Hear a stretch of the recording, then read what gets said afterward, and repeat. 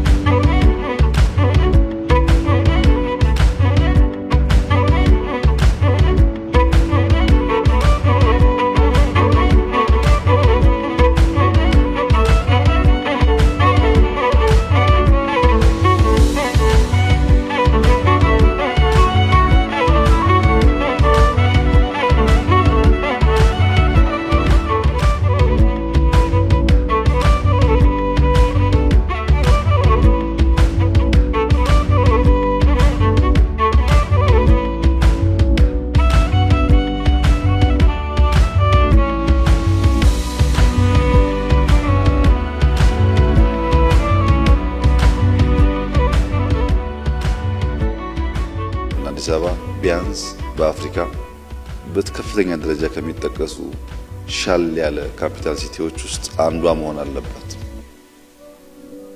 ከተቻለ ቀዳሚ መሆን አለባት። ያን ለማድረግ ነው የሚሰራው። ፒያሳን ብንወስድ ዝም ብሎ ፒያሳ የሚባል ተረት ሳይሆን እውነተኛ ፒያሳ እንድትሆን ነው። እውነተኛ ፒያሳ ሆና የአዲስ አበባ እምብርት ሆና የአዲስ አበባ ሴንተር ሆና ያማረች የተዋበች ሰዎች ሄደው ሊያዩት የሚናፍቋት ከባቢ እንድትሆን ነው። አሁን በተጀመረው ስራ በእኔ እምነት ከአመት እንደዚህ በኋላ ትክክለኛውን ፒያሳ የምናገኘው አሁን ይመስለኛል። የፒያሳን አክልም ውበት ያለው የአዲስ አበባ ከባቢ አይፈጠርም። ያን ያመጣው ግን አድዋ ሙዚየም፣ መዘጋጃ ቤት መሰራቱ፣ ቸርችል ጎዳና፣ የፍሬንድሺፕ ስኩዌሮች፣ አሁን ደግሞ ሪቨርሳይዱ ሲገናኙ ነው በሙሉ ፒያሳን ከፍ የሚያደርገው።